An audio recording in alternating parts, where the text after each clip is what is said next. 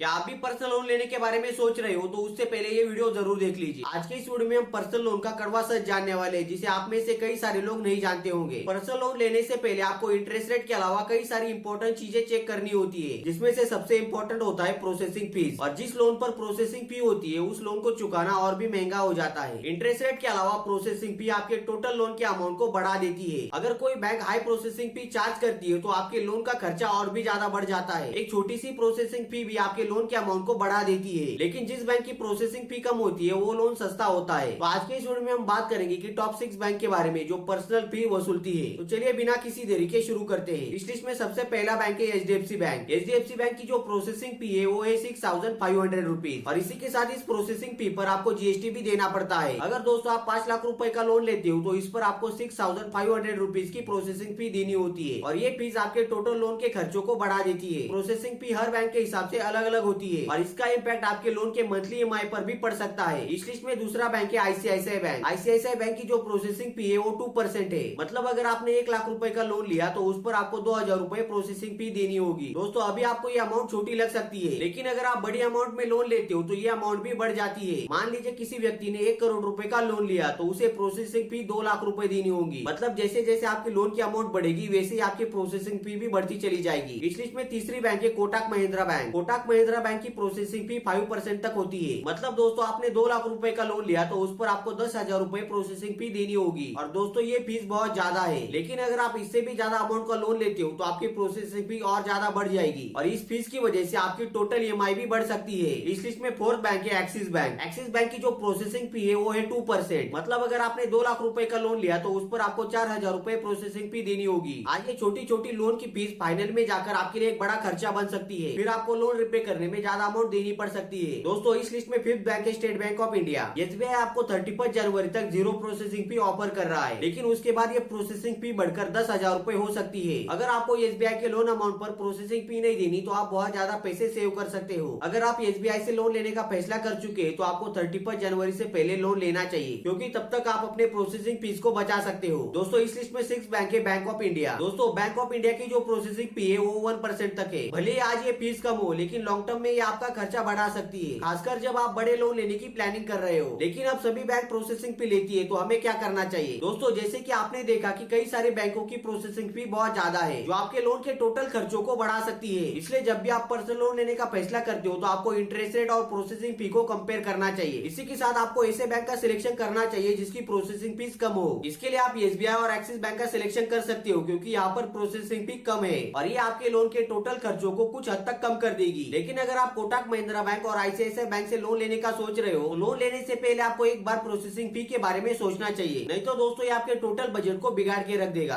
अगर आपने लोन लेते टाइम प्रोसेसिंग फीस पर ध्यान नहीं दिया तो ये आपके लिए महंगा पड़ सकता है। एक छोटी सी फी आपके लोन के अमाउंट पर बहुत बड़ा असर डालती है। इसलिए आपको लोन लेते टाइम ऐसे बैंक का सिलेक्शन करना चाहिए जिसकी प्रोसेसिंग फी कम हो, ताकि दोस्तों आप ज्यादा पैसे सेव कर सको। आई होप आपको ये इन्फॉर्मेशन पसंद आई होगी। अगर आपको ये इन्फॉर्मेशन पसंद आए तो वीडियो को लाइक कर हमारे चैनल को सब्सक्राइब कर लीजिए और आपको ये वीडियो कैसा लगा हमें कमेंट सेक्शन में जरूर बताइए। तो चलिए मिलते हैं नए किसी इन्फॉर्मेटिव वीडियो में, तब तक के लिए जय हिंद, वंदे मातरम।